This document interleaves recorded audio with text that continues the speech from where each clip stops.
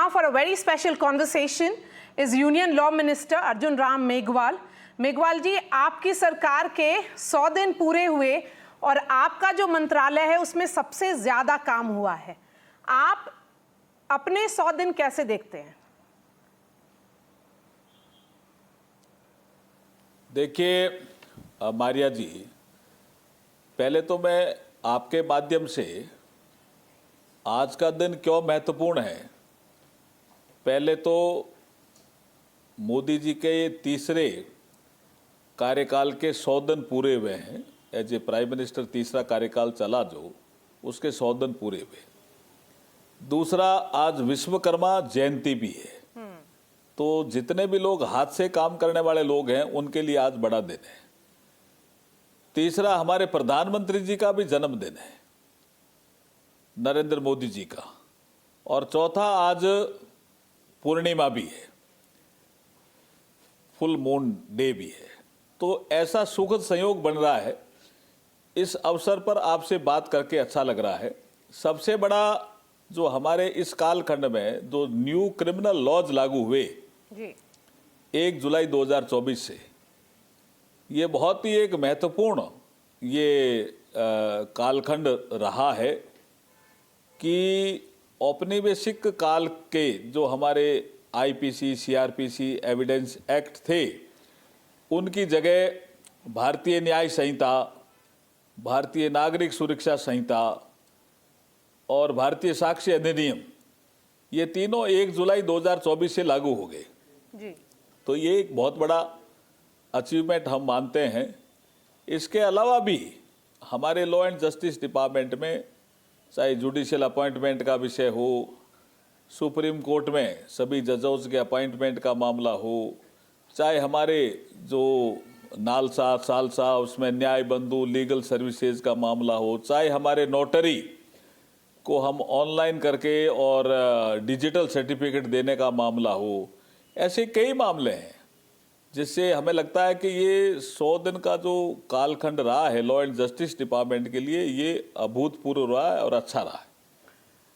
मेघवाल जी, क्योंकि शुरुआत हुई है सरकार की और 100 दिन में आप लोगों ने इतने काम कर लिए हैं, तो आगे का क्या रास्ता होगा? और क्या जो वक्फ बिल है, जो जिस पर अब जेपीसी बैठ गई है, बहुत सारे राउंड्स ऑफ मीटिंग्स हो चुके हैं, वो आपके लिए बहुत अहमियत रखता है, लेकिन जो आपके सहयोगी दल हैं, जो एनडीए के पार्टनर्स हैं, वो लोग भी उसका विरोध कर रहे हैं।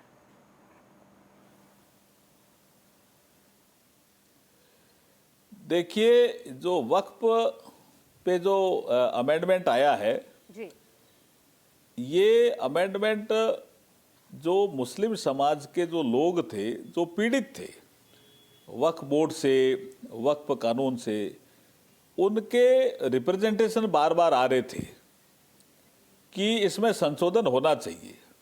इसके आधार पर इसमें संशोधन आया है। और जब इसमें संशोधन आया था तो जो अपोजिशन के लोग थे, मैं पार्लियामेंट अफेयर्स भी देखता हूं, तो उस समय उन्होंने कहा कि हम इस पे चर्चा करना चाहते हैं at the time of introduction. Right. तो आपने देखा होगा कि ऑनरेबल स्पीकर साहब ने at the time of introduction इसमें चर्चा अलाउ की और करीब 2-2.5 घंटे 3 घंटे चर्चा हुई। उसमें अपोजिशन के लोग भी बोले, हमारे सहयोगी लोग भी बोले। तो सहयोगी लोग तो समर्थन में ही बोले थे लोकसभा में। उसके बाद उनकी डिमांड थी अपोजिशन की कि साहब इसको कमेटी में भेज दिया जाए। तो एक पार्लियामेंट की जॉइंट कमेटी बनी जिसके जगदम्बिका पाल अध्यक्ष बने और वो अपनी सुनवाई कर रहे हैं। तो मुझे लगता है कि इसमें जो इनक्रोचमेंट करने वाले लोग हैं, जिन्होंने कब्जा कर रखा है जमीनों पे, वो ही विरोध कर रहे हैं। अदरवाइज तो ये जिस भावना से बिल आया है, ये गरीब मुसलमानों के लिए हितकारी बिल है। इंडिकेशन सर्टेनली अब गवर्नमेंट की तरफ से आ रहा है कि 1 नेशन 1 इलेक्शन इसी कार्यकाल में आपके पूरा होगा। क्या उसका टाइमलाइन होगा? किस तरह से आप सरकार एज अ लॉ मिनिस्टर आप कैसे इसको इंप्लीमेंट करते हुए देखना चाहते हैं?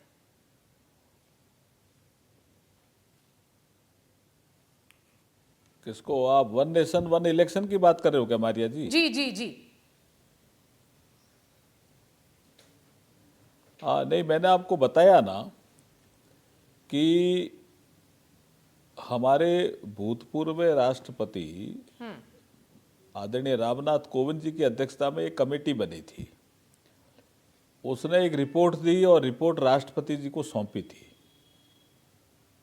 और उसके बाद उस पे आप निश्चित मानिए एक अध्ययन भी चल रहा है, और हमारा जो भारतीय जनता पार्टी का जो एजेंडा था, जो संकल्प पत्र था, उसमें भी इसका उल्लेख है। हमारे एनडीए के साथियों से भी हम इसकी चर्चा कर रहे हैं, और इसमें ये जो मोदी 3.0 का जो कालखंड है, इसी कालखंड में ये निश्चित रूप से आएगा, भी निश्चित रूप से आएगा, इसमें कोई शक नहीं है। यूनिफॉर्म सिविल कोड की चर्चा बहुत हो रही है, क्योंकि जब से पार्टी की स्थापना हुई है, भाजपा की स्थापना हुई है, आप उसके साथ उतने सालों से हैं, तो 3 एजेंडा हमेशा रहा है: राम टेम्पल, धारा 370 हटाना और uniform civil code. Uniform civil code क्या मुश्किल हो जाएगा, क्योंकि ये एनडीए की सरकार है, आप लोग का कंप्लीट डोमिनेशन नहीं है?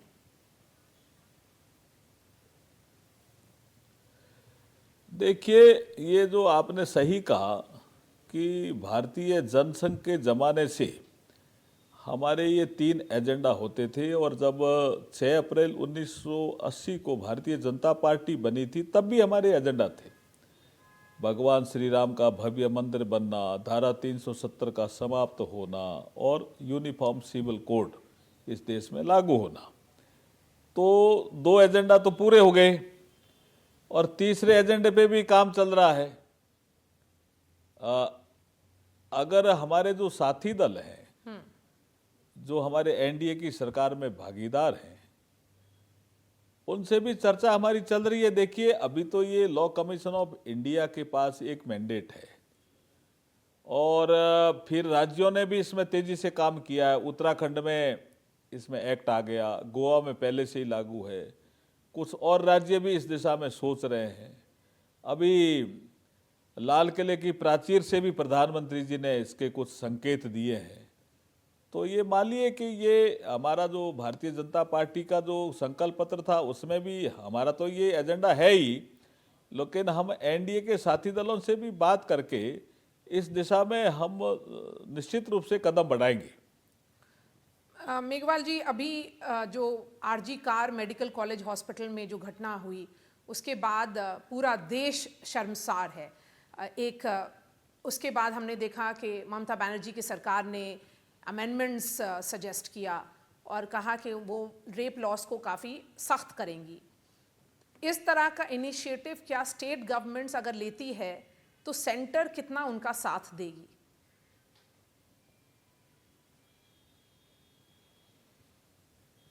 देखिए, ये जो बंगाल में जो कुछ भी हुआ आरजी कार मेडिकल कॉलेज में, ये देश को शर्मसार करने वाली घटना थी।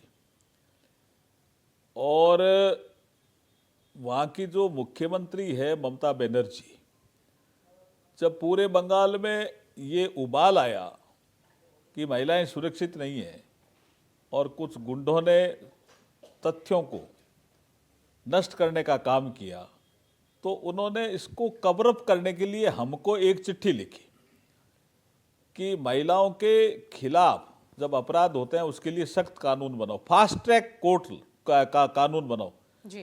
तो हमारे यहाँ से जवाब गया है तो पहले से ही है ऑलरेडी। आप बंगाल इसमें कम काम कर रहा है, बंगाल इसमें फिसड्डी साबित हुआ है। जब उनको डाटा दिया गया तो उन्होंने कहा आप क्या करें।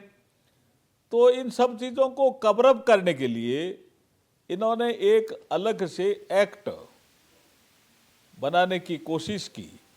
जो हमारे न्यू क्रिमिनल लॉज हैं उनमें देखा कि हम टाइमलाइन कुछ अलग कर देते हैं, लेकिन आप मानिए कि इस देश में संविधान सबसे ऊपर है। संविधान में एक यूनियन लिस्ट है, उसके कानून बनाने के अधिकार केंद्र सरकार के पास ही है। एक स्टेट लिस्ट है, एक कनकरेंट लिस्ट है जी। लेकिन इन्होंने ये जो नया कानून बना करके जो काम करने की कोशिश की है, ये कुछ नहीं है, खाली कवर अप करने का काम है। जैसे केरला में एक बार केरला की सरकार ने कहा हम विदेश सचिव की नियुक्ति करते हैं, विदेश सचिव तो भारत सरकार का ही अंग है ना। केरल की सरकार विदेश सचिव की नियुक्ति कैसे कर सकते हैं? तो ये कुछ चीजें कवर अप करने के लिए कुछ सरकारें प्रयास करती है, वो संविधान के अनुरूप, क्योंकि सब चीजें ये आपको देखते हो कि राज्यपाल के यहाँ भी इसकी जांच होती है, फिर राष्ट्रपति जी के यहाँ भी जांच होती है, जो संविधान के अनुरूप पाया जाता है वही अप्रूवल होती है, उसके अनुरूप नहीं होता है तो उसकी अप्रूवल भी नहीं होती है।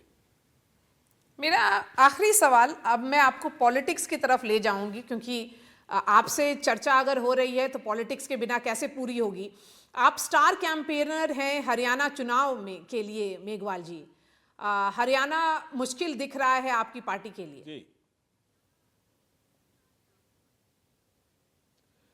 मारिया जी, मैं 20-25 दिनों से हरियाणा में डेली जा रहा हूं। मुझे जो आप ये कह रहे हो कोई मुश्किल नहीं है जी। भारतीय जनता पार्टी मजबूती से चुनाव के मैदान में है। कल 15 तारीख को विड्रॉल का दिन था, उसके बाद अब जो मैदान है उसमें करीब करीब हम आमने सामने ही हैं, बीजेपी और कांग्रेस, और बीच में आम आदमी पार्टी भी है, कुछ निर्दलीय भी है। लेकिन पिछले 10 सालों में जो बीजेपी ने काम किया है वहाँ, वो गुड गवर्नेंस और डेवलपमेंट, ये हमारा एजेंडा तेजी से चल पड़ा है। जैसे मैं गांव में जाता हूं तो वहां कहते हैं सब बिना खर्ची के, बिना पर्ची के अगर किसी ने रोजगार दिया, नौकरी दी है तो बीजेपी ने दी है। तो हमारा एजेंडा ही गुड गवर्नेंस और डेवलपमेंट है। और अब आप देखिए कि हम, शैलजा जी कांग्रेस की नेता है, हमें उसके बारे में कुछ नहीं कहना, लेकिन एक कांग्रेस के बड़े नेता और उनके समर्थक शैलजा जी के बारे में अपशब्द बोलेंगे तो वहां का समाज, हरियाणा का समाज उसको स्वीकार करेगा क्या? इसलिए चीजें बहुत तेजी से बदल रही है। हम भारतीय जनता पार्टी हरियाणा में मजबूत सरकार बनाने जा रही है मारिया जी। अगर सरकार नहीं, कुछ नंबर से पीछे रह गए आप लोग, तो क्या फिर जेजेपी के साथ अलायंस होगा? दुष्यंत चौटाला आपके साथ रहे हैं, काम किया उन्होंने, डेप्यूटी चीफ मिनिस्टर भी रहे हैं। अब की बार तो मुझे नहीं लगता कि कोई जेजेपी का कोई आदमी वहां जीतेगा। क्या परिस्थितियां देखिए, आप थोड़ा सा असेसमेंट आप भी करिए, मुझे नहीं लगता। और भाजपा मजबूत सरकार बनाएगी जी, निश्चित रूप से भाजपा खुद अपने बूते पर मजबूत सरकार बनाएगी। हमारे साथ जुड़ने के लिए बहुत बहुत शुक्रिया Arjun Ram Meghwal, union minister there, explaining to us the agenda of what has been achieved and what is the road forward for his ministry, that is the law ministry. Thanks so much for speaking to NDTV, sir.